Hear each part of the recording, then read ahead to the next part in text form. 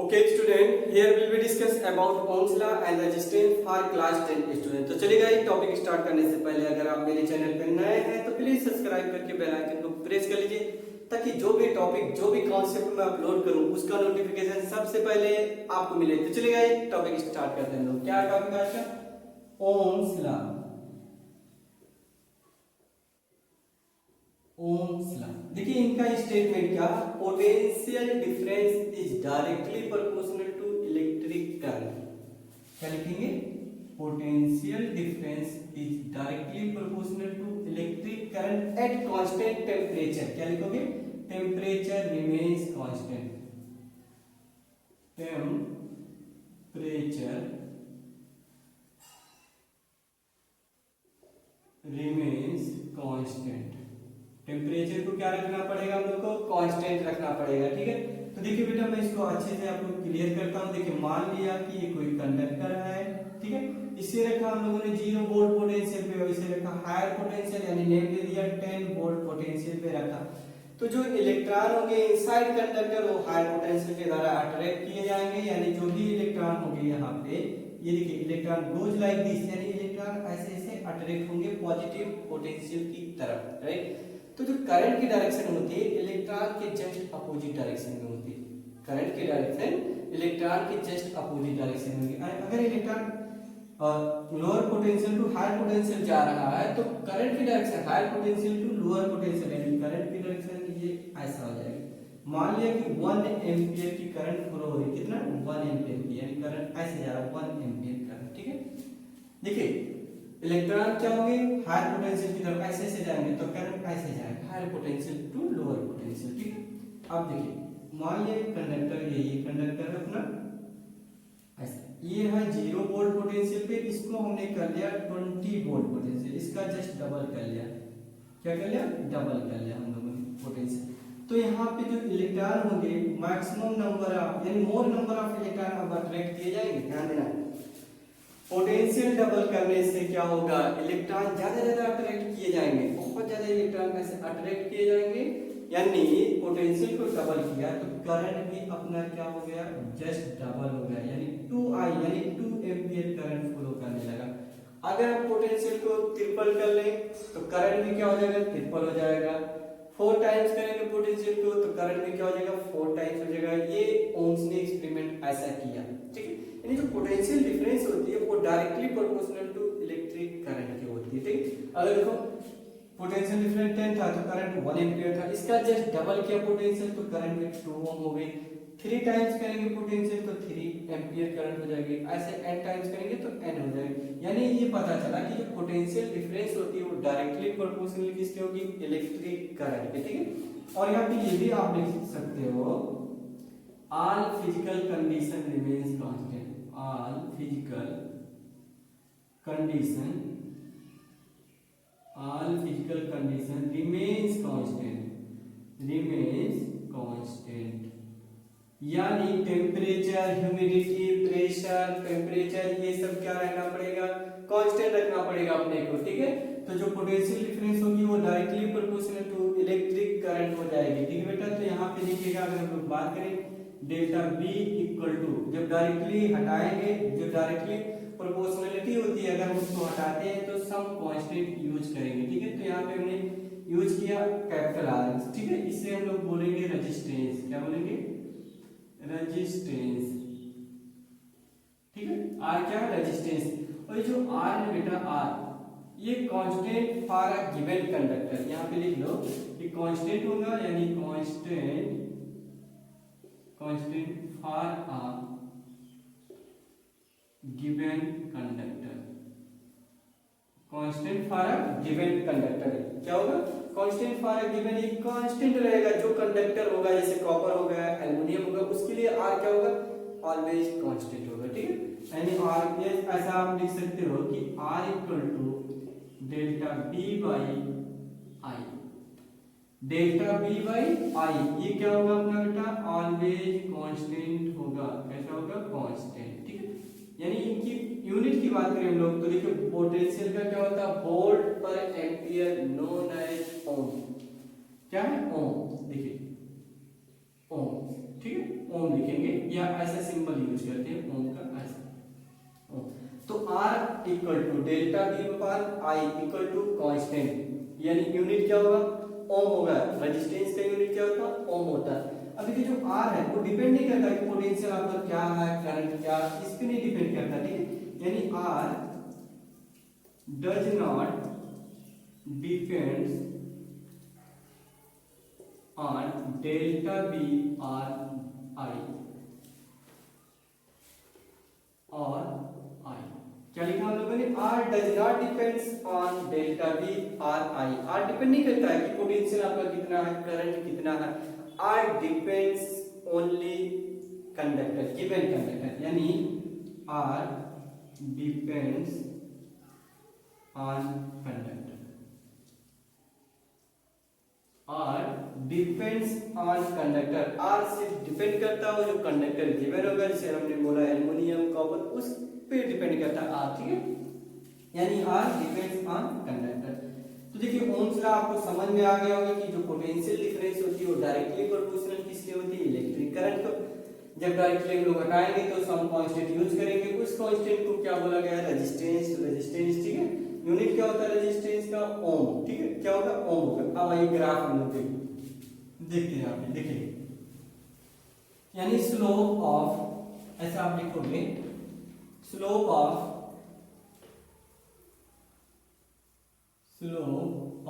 Delta B versus I, slope of delta B versus I। तो ध्यान दीजिए बेटा, ऐसा अगर हम लोग कंसीडर कर लिया, ये देखिएगा, इसे हमने कंसीडर कर लिया x एक्सिस, ये y, यानी इस पे हमने पोटेंशियल डिफरेंस को प्लॉट किया और इधर करंट को। तो जो ग्राफ फाइंड हुआ, ये straight line passing through to origin, यानी कैसा ग्राफ हम लोग को मिलेगा, स्ट्रेट लाइन, वो भी पासिंग थ्रू टू ओरिजिन से पास होगा, ठीक है बेटा। अब देखिए हमें पता होता है जो स्लोप होगा, स्लोप क्या होता है बेटा, tan थीटा, क्या होगा, tan थीटा, ये होता है y2 minus y1 divided by x2 minus x1, ठीक है। अगर यहाँ पे ऐसा हम लोग लिखना चाहे, इधर पोटेंशियल प्लॉट किया, इधर करंट को प्लॉट किया, तो ऐसा लिख सकते हैं हम लोग b2 minus b1 divided by I, ठीक है। क्या लिखा, b2 minus b1 divided by I, इसी को तो हम लोग, और ये क्या होगा, ऑलवेज कांस्टेंट होगा, tan थीटा क्या होगा, कांस्टेंट होगा, यानी ये r के इक्वल हो जाएगा। तो यहाँ पे एक कॉन्सेप्ट ये पता चला कि अगर हम पोटेंशियल वर्सेस करंट के अक्रॉस स्लोप फाइंड कर लें, तो slope will give us resistance, वो भी क्या होगा, कांस्टेंट होगा।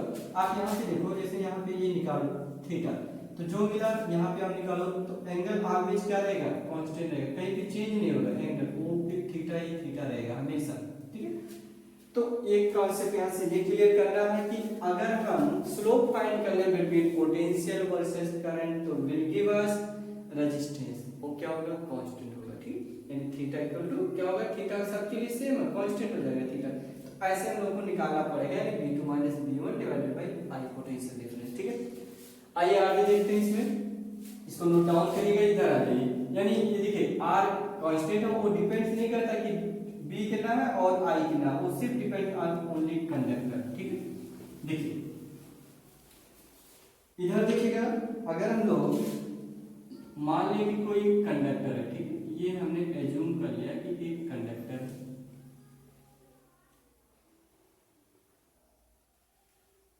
ऐसा एक कंडक्टर, इसकी लेंथ जो है L कंसीडर कर लिया, एंड जो एरिया है, एरिया A, एरिया क्या मान लिया हमने, इसका A मान लिया। तो जो रेजिस्टेंस होता है ना बेटा, R इक्वल टू होता है रो L डिवाइडेड बाय A, ये भी याद रखना हम लोग को कि रेजिस्टेंस का एक फार्मूला ये हो जाएगा, R equal to rho L upon A। Rho क्या है, रेजिस्टिविटी, क्या है, रेजिस्टिविटी। R के बारे में आप लिख लोगे रेजिस्टिविटी,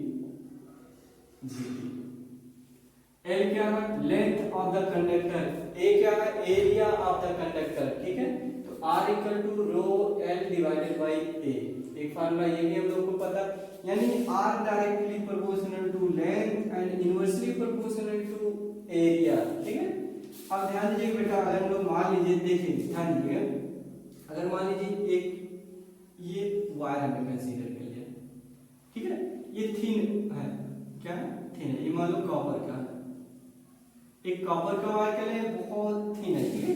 और एक और कंसीडर कर लिया, वही वायर लेंथ दोनों का सेम है, लेंथ सेम है, इसे थिक वायर बोला हमने, थिक वायर। ये भी क्या है, कॉपर का।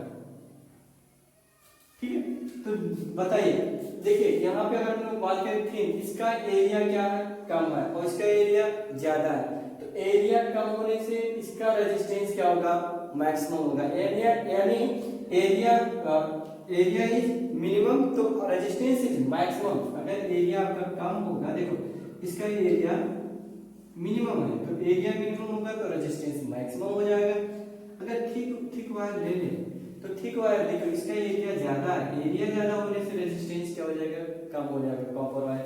ऐसे जो दूसरा समझिए, मान लीजिए एक कोई अदर कंडक्टर है, ठीक है, ये शॉर्ट, छोटा सा शॉर्ट है, स्मॉल है ना, या स्मॉल ही लिख लो, स्मॉल। ठीक है, ये मान लीजिए आपको आयरन है या एल्युमिनियम है, एल्युमिनियम का कोई वायर है, ठीक है, स्मॉल वायर है, ठीक है, एंड एक थोड़ा लॉन्ग ले लीजिए, ठीक है, ये लॉन्ग वायर है, ये भी एल्युमिनियम का। तो ध्यान दीजिए बेटा, अगर लोग बात करें तो R directly proportional to length. अगर लेंथ मिनिमम होगा, देखो लेंथ अगर मिनिमम होगा, ये सबके लिए कांस्टेंट रखा दोनों के लिए, ठीक। अगर एल आपका मिनिमम होगा तो रेजिस्टेंस भी क्या होगा, मिनिमम होगा। अगर लेंथ आपका मैक्सिमम होगा तो रेजिस्टेंस भी क्या होगा, मैक्सिमम होगा। यानी ये पता चला कि अगर कोई भी रॉड है, ठीक है, कोई भी कंडक्टर, उसकी अगर लेंथ आपकी छोटी है और एरिया ज्यादा है तो रेजिस्टेंस उतना ही कम होगा। अगर एरिया उसका मिनिमम है, पतली सी वायर है और लॉन्ग लेंथ बहुत ज्यादा है, तो resistance will be maximum resistance होगा। ठीक है बेटा, तो चलिए इसको आपको लर्न रखना है कि जो R होगा, R इक्वल टू क्या होता है, रो L अपॉन A। तो चलिए मैं 2-3 क्वेश्चन आपको देता हूँ, करते रहिए, इसको अच्छे से नोट डाउन करिए। यानी R इक्वल टू रो क्या लिखेंगे, R equal to rho L upon A। तो यूनिट की अगर हम लोग बात करें तो रेजिस्टिविटी का यूनिट क्या होगा बेटा, रेजिस्टिविटी का यूनिट अगर हम लोग बात करें तो क्या लिखेंगे यूनिट, बोले, यानी रेजिस्टिविटी प्रॉपर्टी ऑफ मटेरियल। ये दिखेगा यहाँ पे, मैं इरेज करके लिखता हूँ, देखिए R जो है रेजिस्टिविटी है, ये प्रॉपर्टी ऑफ मटेरियल को शो करता है, प्रॉपर्टी ऑफ मटेरियल्स।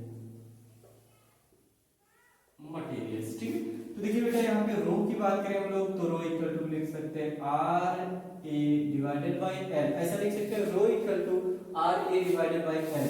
रो की यूनिट क्या होती है, मतलब आर की होती है ओम, क्या लिखोगे ओम। एरिया का होगा मीटर स्क्वायर बटे मीटर, तो कैंसिल आउट करेंगे तो आ जाएगा ओम मीटर।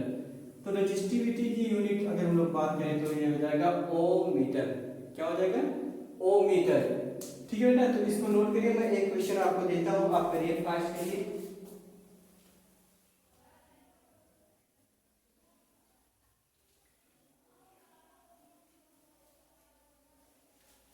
चलिए मान लीजिए कि कोई एक वायर है, ठीक है, कॉपर का वायर है, लेंथ L है, एरिया A है, ठीक है, एंड अगर दूसरा वायर कंसीडर कर ले सेम लेंथ का एंड एरिया जस्ट डबल कर ले, तो यहाँ पे देखिएगा बेटा, मैं क्वेश्चन कर रहा हूँ, ये देखिए मान लिया लेंथ कोई, ये देखिए एक वायर है, क्या है, वायर है, कॉपर का है, मटेरियल दोनों का सेम, ठीक है।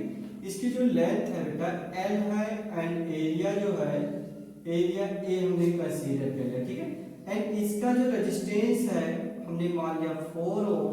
तो एक दूसरा सेम लेंथ का है एंड एरिया जस्ट डबल है, लेंथ क्या है, सेम है, एरिया इसका जस्ट डबल है, 2A है।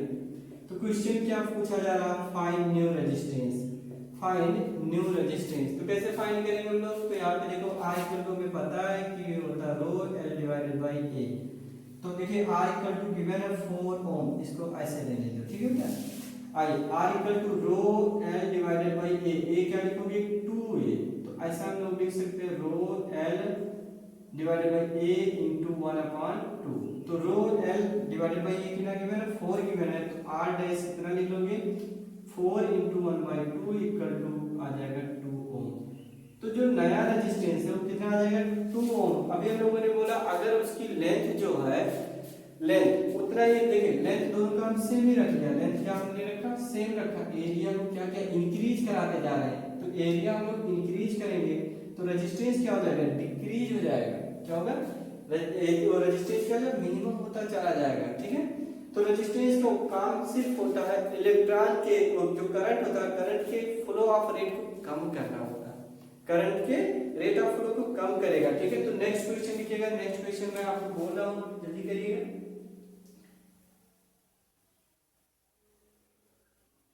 नेक्स्ट क्वेश्चन लिखिएगा, a wire लिखिएगा, a wire of length 10 centimetre has resistance 2 ohm। a wire आप लिख लीजिएगा, यहाँ पे मैं क्वेश्चन लिख दे रहा हूँ, देखिएगा। a wire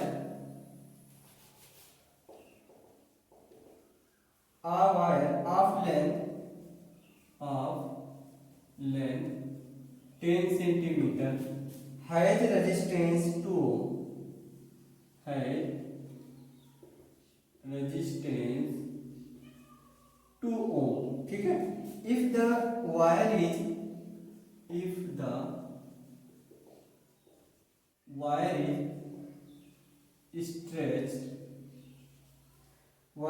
stretched to double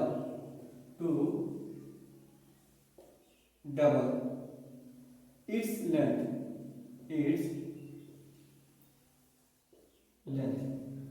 find new resistance,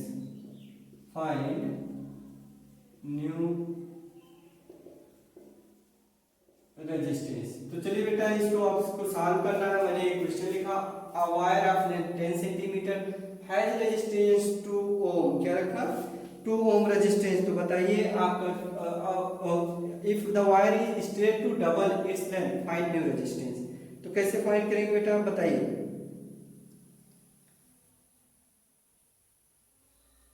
बोले बेटा क्या करेंगे हम लोग, तो ध्यान दीजिएगा।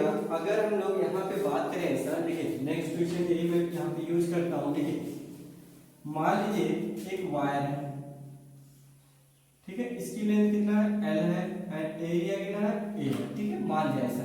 रेजिस्टेंस कितना है इसका, R इक्वल टू 2। तो हमें पता है R इक्वल टू होगा रो L डिवाइडेड बाई A, और यहाँ पे R की वैल्यू कितना 2, तो R इक्वल टू हमने लिख लिया 2। ये देखिए फर्स्ट इक्वेशन। अब देखिए क्वेश्चन क्या बोला, if the wire is straight to double, if wire is straight to double its length find new resistance is. तो ध्यान दीजिएगा बेटा, अगर हम लोग वायर को स्ट्रेच करें इसका जस्ट डबल, क्या करें, जस्ट डबल कर ले, तो एरिया क्या हो जाएगा, अगर ये L है तो इसको हम अगर 2L मान लें जस्ट डबल, तो एरिया क्या हो जाएगा, बोलिए A/2। एरिया इसका आधा हो जाएगा। एरिया कितना हो जाएगा, A/2 होगा या नहीं होगा, आप ऐसे देखो, क्योंकि वॉल्यूम क्या रहेगा, कांस्टेंट रहेगा बेटा। ये वॉल्यूम कंजर्वेशन से आप पता कर सकते हो। देखो इसको अगर मान लो A डैश, हमने मान लिया A डैश, ठीक है, तो देखो A इंटू L, यानी जो पहले वॉल्यूम था वही अब भी होना चाहिए, यानी लेंथ कितना मान लिया 2L इंटू A डैश। ठीक है, तो L आया ना, L कैंसिल आउट हो जाएगा, तो एरिया कितना हो जाएगा, एरिया बिकम्स हाफ, तो एरिया हो जाएगा A/2। तो चलो यहाँ पे लगा दो R equal to rho L यानी 2L, area just double, length just double करोगे एंड एरिया कितना हो जाएगा A/2, यानी 4 times rho L divided by A। ये कितना गिवन है बेटा, 2 गिवन है। तो रेजिस्टेंस आपको, न्यू रेजिस्टेंस आपको पता चल जाएगा 8 ओम। तो क्वेश्चन देखिए काफी इंपॉर्टेंट था, छोटे छोटे क्वेश्चन है। एक वायर है, लेंथ 10 सेंटीमीटर है, has resistance 2 ohm. If the wire is stretched double its length find new resistance. तो कितना आ जाएगा बेटा, 8 ओम रेजिस्टेंस आ जाएगा। ठीक है, तो चलिए नेक्स्ट क्वेश्चन लिखिएगा। नेक्स्ट क्वेश्चन मैं आपको इधर दे रहा हूँ, इसको नोट डाउन कर लीजिए अच्छे से, फिर नेक्स्ट क्वेश्चन मैं आपको देता हूँ। नेक्स्ट क्वेश्चन लिखिएगा। देखिए नेक्स्ट क्वेश्चन क्या अपने पास, देखिए a wire of resistance 9 ohm is double on itself। क्या लिखेंगे, a wire of resistance 9 ohm, ऐसा लिख लो आप, a wire of resistance is 9 ohm, resistance is 9 ohm। क्या लिखेंगे 9 ओम। क्वेश्चन में बोल दे रहा हूं a wire of resistance is 9 ohm is double on, ऐसा लिख लो, इज यहां से हटा दो, resistance 9 ohm is double on itself, double on itself, on itself, find new resistance, ऐसा लिख लो, find new resistance, find new resistance, ठीक है। तो यहाँ पे बेटा बताइए कि कैसे क्या करेंगे हम लोग, बोले कैसे सॉल्व करेंगे हम लोग जी, बोलिए। तो यहाँ पे देखिएगा, अगर मान लीजिए आप एक वायर है, लेंथ मान लीजिए L है, एरिया क्या है ए मान लो, एरिया क्या है ए मान लो, ठीक है। तो यहाँ पे देखिएगा R इक्वल टू वही लगाओ, रो L divided by A, R given है 9 ओम, तो इसे लिख लो 9 ओम, ऐसा लिख लिया, रो इक्वल टू इतना। जब लेंथ को आप डबल करोगे, देखिए क्या है, wire of resistance 9 ohm is double on itself, इसी को हम डबल करेंगे, यानी जस्ट ऐसे ब्रेक करके डबल कर लेंगे, यानी ये देखो ऐसा कर लिया हम लोगों ने, ये वायर है, इस पे हमने क्या किया डबल कर लिया, ठीक है। तो ध्यान दीजिएगा एरिया क्या हो जाएगा 2a एरिया हो जाएगा, एरिया डबल हो जाएगा एंड लेंथ कितना हो जाएगा L/2, ध्यान दीजिए एरिया कितना हो जाएगा L/2 हो जाएगा। तो यहाँ पे देखो R इक्वल टू लगा लीजिए, रो L डिवाइडेड बाई ए, रो तो सेम है एंड L कितना हो जाएगा L/2, तो L/2 डिवाइडेड बाई 2a, ठीक है। तो हो जाएगा रो L डिवाइडेड बाई 4a, ये गिवन है कितना 9 ओम, तो आंसर हो जाएगा R इक्वल टू 9/4, तो न्यू रेजिस्टेंस। तो बेटा ऐसे छोटे छोटे क्वेश्चन हम लोग को प्रैक्टिस करना है कि ओम्स लॉ के क्वेश्चन कैसे हम लोग सॉल्व कर सकते हैं, कैसे नहीं सॉल्व कर सकते हैं, ठीक है। तो इसी कॉन्सेप्ट को आपको अप्लाई करिए। अब देखिए जो रेजिस्टिविटी होती है, रेजिस्टेंस जो होता है वो डिपेंड्स ऑन टेम्परेचर, ये डिपेंड्स करती है टेम्परेचर पे, डिपेंड्स ऑन टेम्परेचर, ठीक है। आर डिपेंड्स ऑन टेम्परेचर, वो टेम्परेचर पे डिपेंड्स करेगी। अगर हम लोग टेम्परेचर इंक्रीज करेंगे तो रेजिस्टेंस भी क्या हो जाएगा डिक्रीज हो जाएगा, क्योंकि हमें पता सॉरी रेजिस्टेंस को अगर हम इंक्रीज करेंगे तो और टेम्परेचर इंक्रीज करेंगे तो रेजिस्टेंस भी इंक्रीज हो जाएगा, क्योंकि उसमें जो आयन होते हैं उनकी डिस्ट्रीब्यूशन बढ़ जाती है, यानी काइनेटिक एनर्जी ही बढ़ जाएगी, ठीक है। तो ये छोटी सी प्रॉपर्टी याद रखना। तो चलेगा नेक्स्ट